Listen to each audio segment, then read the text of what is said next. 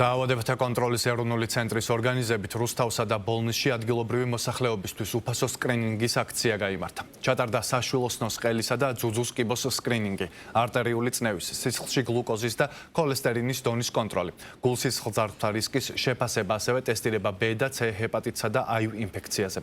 როგორც დაავადებათა კონტროლის ეროვნულ ცენტრში აცხადებენ, სკრინინგი დაავადებებს ადრეულ ეტაპზე ავლენს, როცა მკურნალობა განსაკუთრებით შედეგიანია. სკრინინგის შედეგად გამოვლენილი დაავადებების დიაგნოსტიკა და მკურნალობა სახელმწიფოს სხვადასხვა პროგრამით ფინანსდება. კიბოს ადრეული გამოვლენის და მართვის ეროვნული პროგრამები უზრუნველყოფს როგორც გამოკვლევებს, ისე მკურნალობის დაფინანსებას. აქცია რუსთავის და ბოლნისის საზოგადოებრივი ჯანდაცვის ცენტრების და ადგილობრივი თვითმმართველობის მხარდაჭერით ჩატარდა.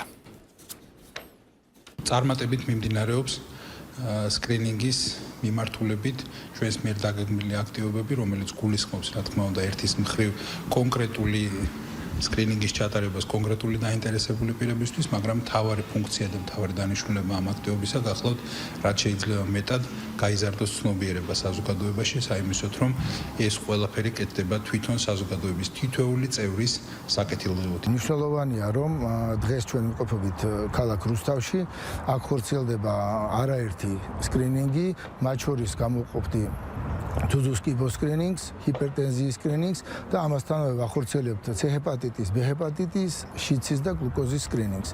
აღნიშნული სკრინინგი მნიშვნელოვანია იმდენად, რამდენადაც ადრეულ ეტაპზე მოხდეს დაავადების გამოვლენა, რომ უფრო ეფექტური იყოს მკურნალობა და ამასთანავე ემსახურება მოსახლეობაში ცნობიერების ამაღლებას. მომწონს ეს კულტურა ექიმთან ვიზიტის ნაადრევ ეტაპზე.